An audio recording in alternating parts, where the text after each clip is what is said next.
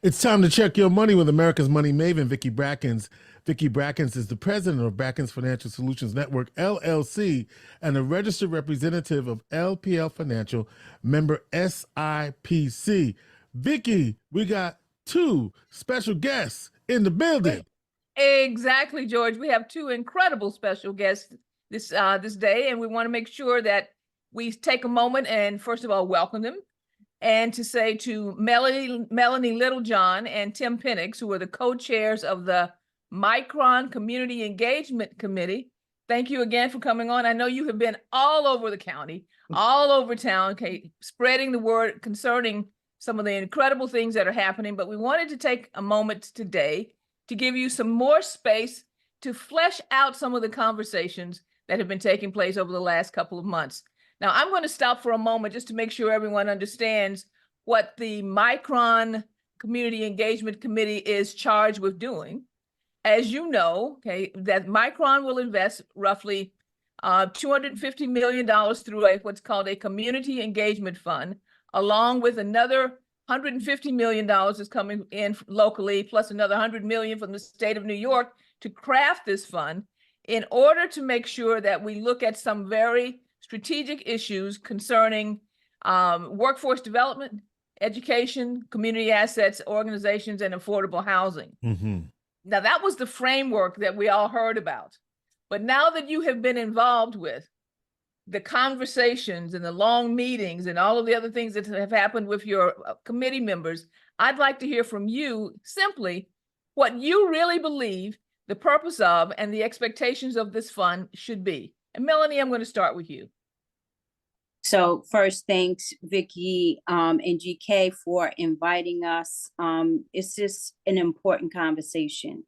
And I think what we have been hearing and the reason why this work is so necessary, because if we are actually going to frame the future and ensure that everyone has access to the opportunities that are going to come because of it, then we have to gather voices around all of those things that impact our community's ability to enjoy what's going to happen across the community, from workforce to childcare, transportation, infrastructure, MWBE,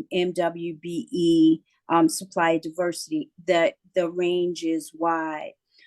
So there is no more important conversation for us to engage in at this moment than now.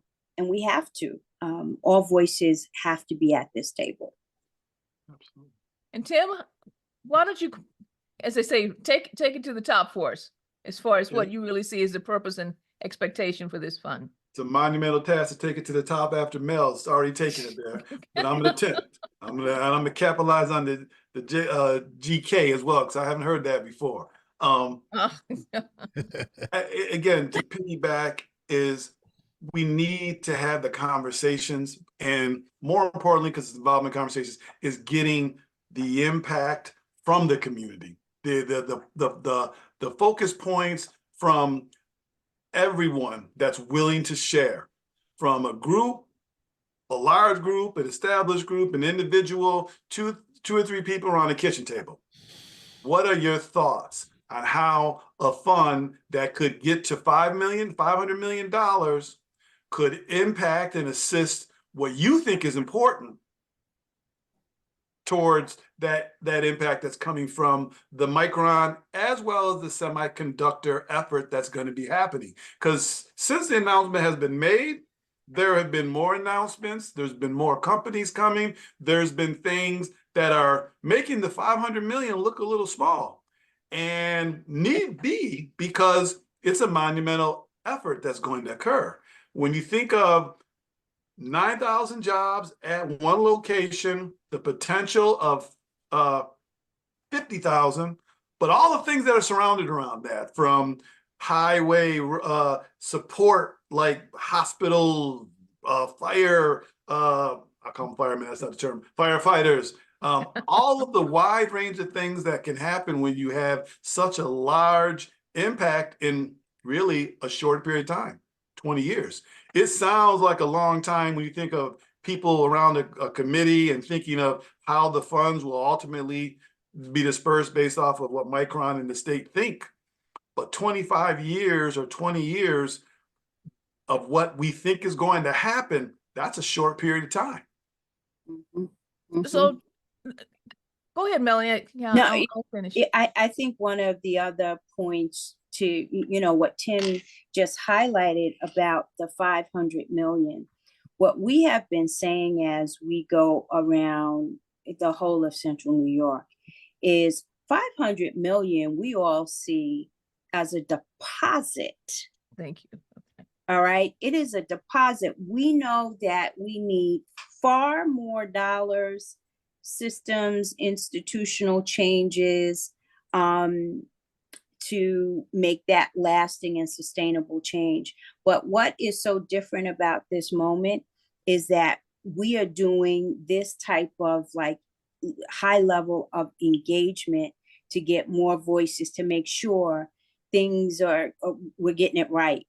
Right. And the barriers are big. Some are bigger than others, but until we catalog it and identify it, we won't know how much more we need to help fuel the fund to deal with these issues. But it's a deposit. Vicky, So I want to be sure I'm clear on this. but This Vicky, is a before- fund for investigation, not for implementation. No, it's for implementation. It is also for implementation. Yeah, George. so I was going to just roll it back all the way to step one. Yes. And remind people what the Micron Community Engagement Committee is about, because I don't want to assume that every time we mention the word Micron that everybody knows exactly what we're talking about.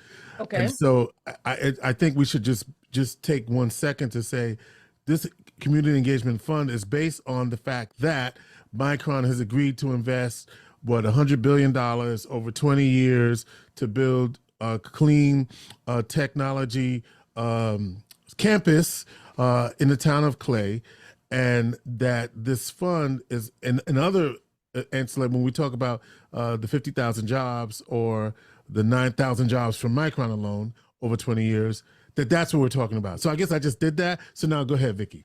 All right. But you know, and I want to, and George, you bring up an important part. When the people hear the term Micron, Right. it's so multifaceted at Right. this time. You have the Community Engagement Committee. You have the company Micron itself and its plans and steps that they've already been taking in the development of this prefab. Right. You have the state of New York and others trying to help facilitate that to happen, but at the same time welcoming new partners that are coming in to be a part of that semiconductor technology. You have, you know, what was most recently announced, and I can't tell all the details because I don't remember them right now, but it was in the paper related to tech hubs that was developing a corridor between Syracuse and Buffalo, all focused on the semiconductor world. So, you know, it's just important sometimes, especially, and I can't speak for Mel, but I'll speak for myself, as we go around our community, sometimes we have to make sure we kind of dissect what role we're in and what we're representing versus sometimes being called to represent so many other things that we're not necessarily connected to. And with the Community Engagement Committee, again, I'll speak for myself. I think I'll speak for Melanie, that is really important because of who we're engaging in this process. Exactly. That's the community. So I'm glad we're doing this, because you are right. There's so overlapping circles. We're also in an environment here in upstate New York and central New York where for most people, the things that were happening in the background over the last 10, 15, 20 years were not really felt that much. So it feels like we had 0 and went to 100 in a day. Mm-hmm. Okay. 0 to 100 in a day. So trying to wrap your brain around the fact that the economy, the growth, all of the things that we know that have actually been percolating beneath the real public surface for quite some time has suddenly, it's almost like the seed that was planted pushed through the soil, and when it pushed through the soil, it was like Jack and the Beanstalk. It didn't go Right. to a little flower; it just went woof, I Right. like okay, it. Well all at said. one time. Okay, and so we're trying to really wrap our heads around what's happening and how much this really means. And as you said, all of these overlapping circles. So that's why I was asking you, what's your expectation for the Yeah. fund itself at this point in time? Now that you've had, I think it's been what, about 6 months that the committee has been out in the community. Am I close to the Since time? about September. Yeah, it's been Right. about Oh, September, September since okay. the active work's been actually happening. Yeah. Actually work. Okay, so 3 months. It's not even a full 3 months. It feels like a year already because of how much time you have to put into it. Okay, Mhm. as far as your expectations. So economic development is a big monster. Economic development has been going on in pockets around the country. We've seen, blossoming in certain areas throughout the country, and all types of formulas tried. Is this arrangement, as far as the community investment framework, is this new, or are we templated and following somebody else's example? Mm. And if we It's- are, where, so we can, which will help, focus. And if not, wow, what a way to lay some groundwork. Okay? So this is, oh, go ahead, Tim. No, I had the questions, and to be honest, we're not sure of any community investment framework that may have taken place. But what we have heard from some individuals within the federal government who have just come and had some conversations, that the Community Engagement Committee with the Community Investment Fund is something very new. And they're looking to see how we do, to see if it can be a model for other places. And if you have a couple of days to spend to go research, you should look up the CHIPS Act that passed in August, that really was a part of what the application from Micron and the state involved the Community Engagement Committee. And they really want to see how we're able to structure a document and a fund that will provide access to disadvantaged populations while this overall impact of Micron's going to happen. Because it really is something that many of the communities that are embarking on the semiconductor world right now, because remember, they're reshoring. Okay, let's go back. These chip manufacturers. And when they're coming back, they're going to have some of the same impact that Micron's having with us in other locations.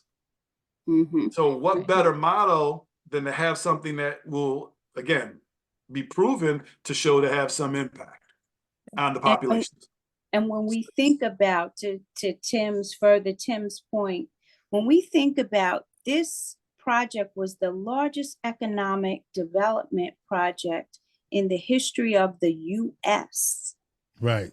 Right? We are cutting our teeth on this thing every which way we go. And I'm loving it, because historically, when we think about what all of us are in the middle of, and what we are trying to do to change the fabric of what happens here, and then on top of it, become the blueprint for the country. Sometimes I have to step back and really check the magnitude of what's happening, because it's easy to get tunnel and say, all right, we gotta do this, we gotta go to this meeting, that meeting, blah, blah, blah, blah, blah. But no, time out. We have one chance to get this right. Mm. But many steps. Many steps, but one chance. Okay. One chance with lots of steps. And then for us as well to be recognized as the blueprint, when Tim and I, and as well as many others, engage with the CHIPS office, the Green CHIPS office, the magnitude of what we were doing just really kind of hit us, right? They want to know, they need to know and hear and understand from this community, how are we going to make sure everybody gets a seat at the table? Yeah. And that's one of the foundation pieces of what this is about, bringing everybody to the table, where in the past, things of this nature were done in a very top-down versus bottom-up process. Back office. Back office. Right?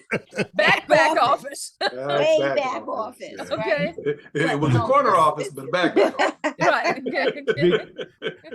By the way, I just want to do a quick reset. We're talking with Vicki Brackens, America's Money Maven, of course, with Melanie, Littlejohn, and Tim Penix, co-chairs of the Micron Community Engagement Committee, about their role and the impact of what this means, the $500 million commitment from various different sources, including Micron. So go ahead, Vicki. Okay, so and since you've been so gracious and given us latitude to have actually a conversation versus a presentation, I just want to go back and pick up a couple of things that you said that were so important. You mentioned the CHIPS Act. You mentioned the green, what was it? Green what, Melanie? Oh, it's the Green Chips Act. That's the Green New Chips York- Act. Okay, Jonathan. Mhm. We've talked about the chip corridor. We've talked about reshoring. These are all events that actually take some historical context to understand. Fortunately, I mean, Tim and George are cheating because we can't see the gray hair because it's kind of faded out. But they were here during the time frame here in Central New York when we had robust manufacturing, and that manufacturing over time left and moved offshore during the time, probably around Bush's time, somewhere in there, and when we really were in the heat of it. So that now our manufacturing, particularly in our technology areas, went from being here locally, meaning the country, to Taiwan, Indonesia, Vietnam, and China, okay? As far as the manufacturing hubs. And what's happened now is when we saw the COVID, we realized we can't get cars because all of our electronics are across the sea. We can't get our toasters to work because all of our electronics are across the sea. And the vulnerability that's there. So we had the second largest, I believe Micron is the second largest memory manufacturer in the world, which was there in Idaho, or Iowa? Idaho, okay, the potato state, who now says we have an opportunity to expand if certain things happen, but more so the federal government is looking at what do we need to do to bring back that manufacturing base. And Syracuse, I've said this for years, Syracuse is perfectly positioned because Syracuse, if you look at it on a latitudinal basis, has the same weather pattern as most of the computer processing areas across the world. We're cold. You need to be cold. This is the first time being cold is a good thing. Okay. And we have great water. And we have great water. Great water. Okay, because everybody's Vicki, asking why Syracuse? Well, Okay, I also great want water. Yeah, go ahead, Tim. I also want to add to that significance of the reshoring and the technology we're talking about. Correct. Right now, our society is advancing in so many ways, and it's all based off of memory and what we call chips.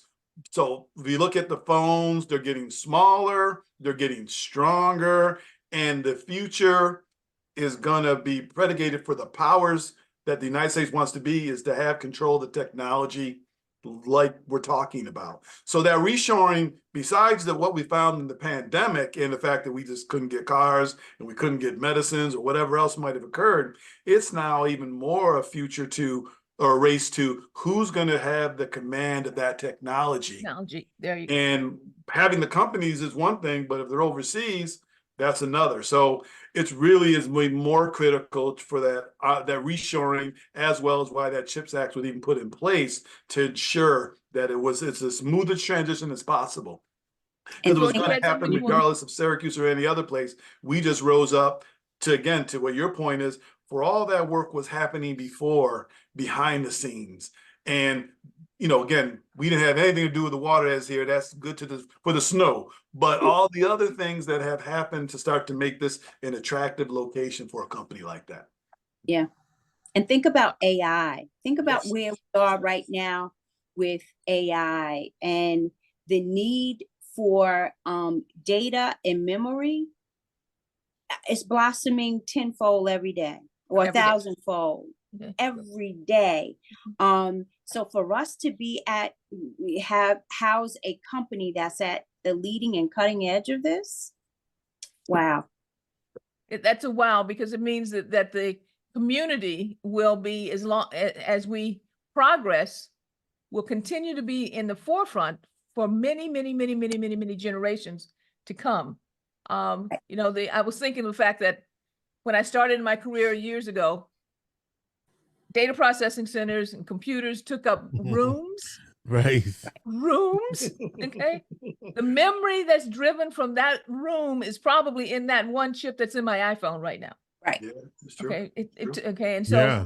we have lived this, but if you are younger, you have not lived that transition. So you may not realize really how special this is until you sit with someone who's got a few gray hairs, who can walk you through the process of coming through all of this and what this really means. Yes, George. So with all of that being said, the two of you who are co-chairs of a committee of how many people? 9, 10? 15. 15. Okay. And so this is a twofold question.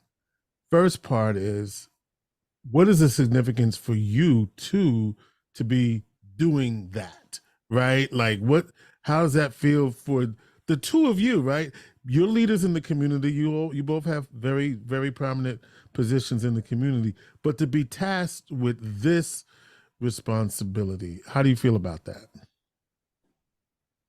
I'll echo what Mel said in that sometimes you need tunnel vision to not get caught up in how big it is. To get the work done. Yes. And then sometimes you have to just sit back and take that whole, what it's going to look like, what you envision it's going to look like, to give you all that motivation to say, I'm a part of this. And that's what's important about the Community Engagement Committee. I mean, the efforts and who we're reaching out to, because all those individuals that submitted surveys are all part of it.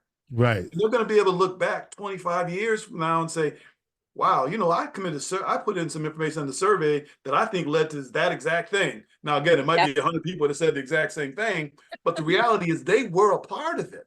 And, you know, They again, went to a public meeting that, right? They sat and did focus groups and all of that. Yeah. If you think of like the Erie Canal, those that were there when it was completed, they were dredging. Exactly, versus those who were there long when it was somebody's idea. Right. And for it to come into fruition and then say, wow, this happened. Then looking back as we studied it in history classes, it totally revolutionized New York State. As a matter of fact, the country, forget about just New York State. So we're at one of those moments and we're a part of it. And it's really important. I love that, Tim, because those of you who have not participated yet need to, so that when you look back in history, you can say, I was there. I was a part of it. I contributed to this. My voice was heard and my voice was listened to. You've got to get engaged, because at this point in time, this history will never come back. This is it. This is the time, okay, for you to put your stamp on history. Melanie, I'm sorry, I stopped you. What were you about to say? No, it is the moment, right? And when I think about, and when probably both Tim and I were approached to do this, there was a little bit of hesitancy, just because you want to figure out how you can weave all of it into your life, right? And you know, because we do have different day jobs, right? So how do you weave it in and balance it? And then I just sat back and I said, you know what?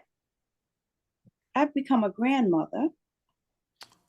And I said, no. I'm doing this for her. I am doing this for all of the people in this community that need us to have a voice and a seat at the table, because we get one shot with many steps, Vicki, but one shot. So it's, you know, and I know I speak for Tim, it's personal. Mm. It is personal. And I can't think of any more important work to be doing now. And so, Vicki, I just wanted to pick up what you were just talking about and just center in on, so this community engagement committee, and then back to some of the other questions. And we're taking extra time. If people saying, boy, America's Money Maven is sure long today, we got some stuff to talk about because this is really important. Let's just let's get right to the point. So the engagement committee is looking for input. How do they give that input? What have you done so far? And how do people continue to give input into how, right, the monies that are being administered, not by you, let's make that clear, not by you. Thank Thank you. you. Okay. Thank you. How the monies, what are the community priorities? So would you please tell people how to do that? Because I don't want to, you know, we're all in it so deep, right? We're just speaking as if people just know. So what do people need to know about their engagement in this process? Well, I would say first, and George, I believe you have the QR code, and hopefully that'll be over my face while I'm saying this. But, well, I don't think I have it, Tim, so we're going to get it to me. Okay, I will get you the QR code again. But It'll be over your face, okay? Right, it'll be over your face by the time I get it. Well, make sure you have that QR code that people can definitely scan and complete a survey, because I know they are still active and still taking in surveys. There are focus groups that are forming, and if you're in a particular organization or want to connect for a focus group, you can also put information, I believe, through the QR code for that as well, knowing that we are coming to a point we are going to be looking to complete the draft by the end of the year, but we're still taking information. 12/31. Yeah, we're looking to have a draft of all the input by, I keep on saying by the end of the year, but it's more likely going to be in January, but we're still taking information. Because remember, this is going to be a living document. While we complete it, things are going to change. Things that we're thinking that need to be addressed may change, especially if we're having success. Right. But we're still going to be taking that information in at least for at least, I would say, the next 2 or 3 months. I'll defer to Melanie. Yep. And so not only will you have an opportunity to weigh in with the survey, please do. There are ways that you can contact us if you have a group. We have gone to churches, barbershops, hair salons, kitchen tables, and we've held 3 big public meetings that no less than 300 people have attended. And there will be more public meetings, because after the draft, and we are very focused on saying draft because we know that there will be adjustments and changes, but here's a overreaching framework, right? We will be rolling that out and talking to more people to say, here's what we have, here's what we've heard. Did we get it right? What else do we need to do? And we are going to iterate this over and over and over again, because the one thing that we wanted to impress upon everyone is the engagement and the dialogue doesn't end. There is just different phases that it will go into. And then we'll be talking about what the framework is for those organizations who are interested in applying, but we're not there yet. We are still at the let's gather all of the feedback and input stage. And we've done it all types of ways. We've done it at events, the state fair, community events, and with organizations. So that the outreach has been good, but it doesn't stop. So it's microncec.org for that survey. If we don't get the QR code, but we will get it, but microncec.org, where you can take the survey, attend an event, and fill out a question for the committee. Okay, Vicki, go ahead. So that's Edward Charlie, right? Charlie That's right. Edward Charlie. Yeah. CEC. Yes. Okay. .org. .org. And All if you go to the New York State Empire State Development website, you'll see it there as well. Yep. Well, I love the fact, Melanie, that you said that there will be lots of iterations. There'll be lots of revamps, revamp on revamp on revamp, each time honing down so we can get more and more specific concerning the challenges. Will the key focus portions that have been selected as far as the starting point also change? From workforce development to something else, or is it always going to stay in those silos? I don't know if we have an answer. I'm Yeah. sorry. Yeah, because that was the 4 areas that were broad enough to cover that were submitted with the CHIPS application.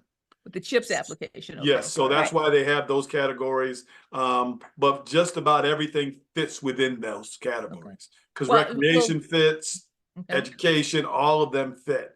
Because again, the impact that we're talking about when reached, it's going to affect everything.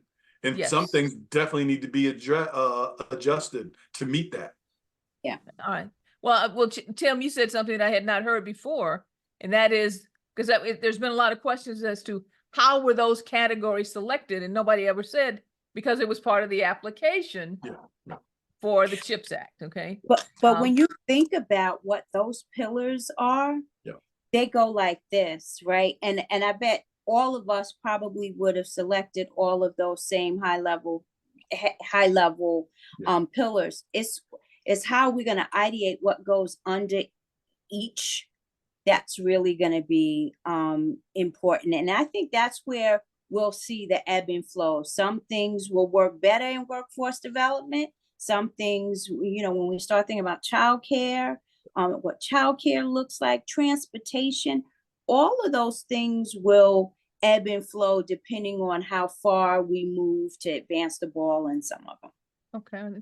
So the current draft that you expect in the next, sounds like about 60 to 90 days when that draft comes out.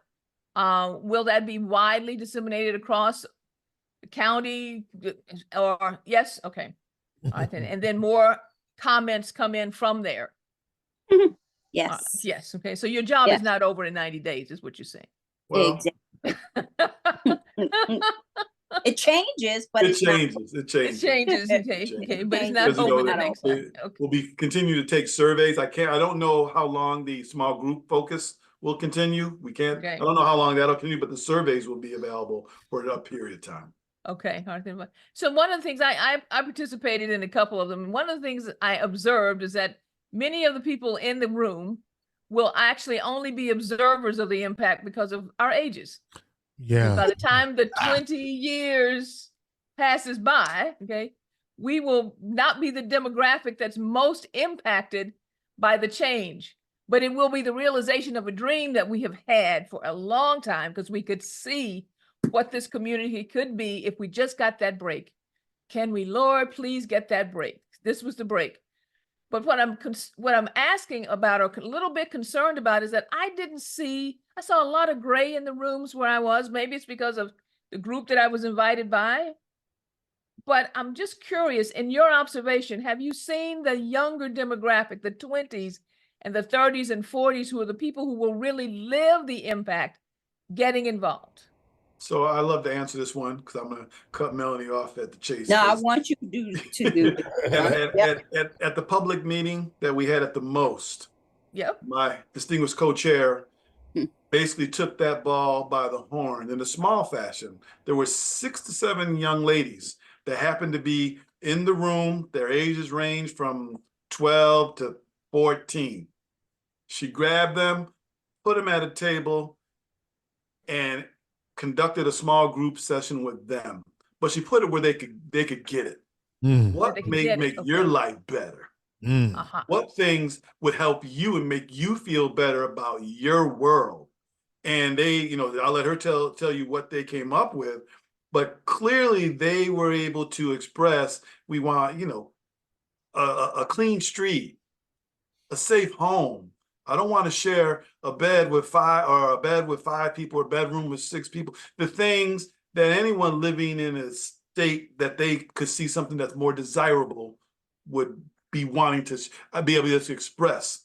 And I'm going to defer to Melanie just before I say we conducted surveys and we're in the process of doing something with the school district, students. We've had sessions with college students that are enrolled, as well as any other children that may have participated in any of the other events, because we realize, and again, this kind of came about after Melanie worked with those young ladies, is that you were right, Vicki. We're talking about something that they're going to be the ones living it. Right. You were right. And we needed to make sure we gave them an opportunity to share and have some impact on how their world's going to be. So Melanie, you could tell what they share. I know I stole that moment. No. And I'm glad you did, because you know, and Tim, you were in the forefront of wanting also to drive these conversations in high schools, right? You're like, no, we got to do these things in high schools for a couple of reasons. Not only do we need to hear their opinions, but we need young people to get excited about the future. Right. Right. So we wanted to take it to them, right? Take it to them. And that's what this is about, taking it to where people are, and young people in particular, because they're going to inherit what we do now. So they should be involved in shaping it.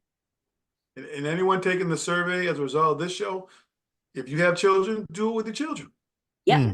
Ask them have a conversation. Yeah. Right, while you fill it out with them, fill out 2, fill out 3 for every member in the house.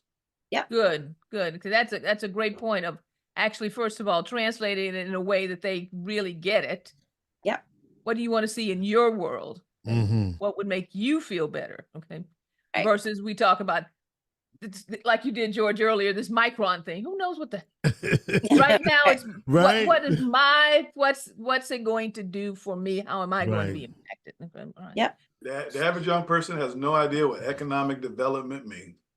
Right. Can you all, before we go? Thank you, George. I got you. You see how I did that? I saw you do it, because he seems to be winding up, not winding down. Right. Before we go, you know, the paper this week, or the Syracuse.com this week, had a story about Micron, what it means. The community is still trying to figure out. You know, it's like we've been the bridesmaid before, and how do we? What can you say? And Vicki's been on a mission about this. How do you change that perception? So for this one shot, because I heard you say that several times, Melanie. One shot. How do we change that bridesmaid mentality that consumes us so much because of the perception and the reality of being burned so many times by so many promises that have not been delivered? How do you change that? Because it's the media obviously has a job of assessing and doing all the sides of it. They can't necessarily be cheerleaders, but every time, well, they can, but yes, they can. Yeah, okay. but that's right. But because every time, what I've been seeing lately is, well, what about, and who's going to pay for, and how about, and what, so speak to that piece if you can. Mel has much more history in her day job. Mine's a little different, but I'll just say this. Skepticism, it is something that we know is in our community. The only way to ever really change that is someone seeing the actions take place. Yeah. And while they may not be right now, they may not be visible and tangible, though some are. The fact is, some people are just going to have to wait. And I'm going to tell you right now, Vicki, I'm stealing your line. The Jack and the Beanstalk is real. The beanstalk has grown, is growing fast, so people can grab a branch and go for the ride, or wait for the next branch to come, because it's going to keep rising. And I'm stealing that because I love it, because that's a great analogy of kind of what's happening. And if you're in the real estate, you see it. Oh, if you check your property values, you see it. Yes. So again, no one can predict the future. There's too many things. We went through a pandemic. None of us ever thought we would see that. But Yeah. the reality is this is happening, and for all purposes, it's been consistent that it's going to happen. And Melanie, you were formerly the chair of the Chamber of Commerce, so you have some skin in this game. Go ahead. Sure, absolutely. Is it going to happen? Yes. Yes, right? Let's just think about a couple of the high level things that have already gone out there. We were at a groundbreaking last week on the STEAM school, $10 million to the STEAM school. The commitment to childcare and the childcare, one childcare center already in Liverpool, and then more to come in the city of Syracuse. The $5 million simulated clean room up at OCC. You don't put that type, that's big, and that's just what I can recall off the top of my head. You don't put that type of investment in on a whim. Like, you just think about that, $25-30 million already to help get prepared for the future. And remember, I think all of the people that are on the CEC understand that our number one priority is to ensure that no community, no person is left behind. That's a commitment. And I think anybody you go to, that's what you're going to hear them say. And guess what? In my day job, trust me, it's real. And I want to add something here before we go, because you said that nobody gets left behind. So I'm gonna do this, and I'll take the heat on this one. But you can get left behind if you don't participate. Yeah. Oh, yeah, Yes. absolutely. Yes. You got to come have to to the meet party. You got to Yes. come to the party. So you can't Party. sit back and say, I didn't know, nobody helped me. This is the time where you have to step out. Yeah. Otherwise, you will the train is going to move right past you. Yeah. You will not get on board, and you will be left behind. And I don't want to see, that is what would break my heart. And That is my biggest concern. At ours as well. And that's why we are out doing things like we're doing tonight. Get the word out, get the word out, get the word out, and just and go to where people are so they know. Yeah. Look, you got to participate. You must participate and make it at easy. every level. Okay. And make it easy. Okay. The community engagement level, the workforce development level, the economic development level, the retraining level. It is not going to be easy in some cases to go back to school, but you must participate. This is a long-term, very long-tailed project. So seeing from here to here is not like microwave. You put the popcorn in, and popcorn is going to come out. No, this is growing the corn, pulling the corn, shucking the corn, putting it in the bag, taking it home, cooking it, and then eating it. Okay. This is the process. And Vicki, with that, I think I think. Oh, okay. George. Okay. So with all that, I think you're playing I'll give you 15 minutes back next week. All right. And so with that, I want to thank Melanie Littlejohn and Tim Penix, the co-chairs of the Micron Community Engagement Committee, for giving us a very robust and heartfelt understanding of what this $500 million community investment framework is about. As they said, you need to go and register.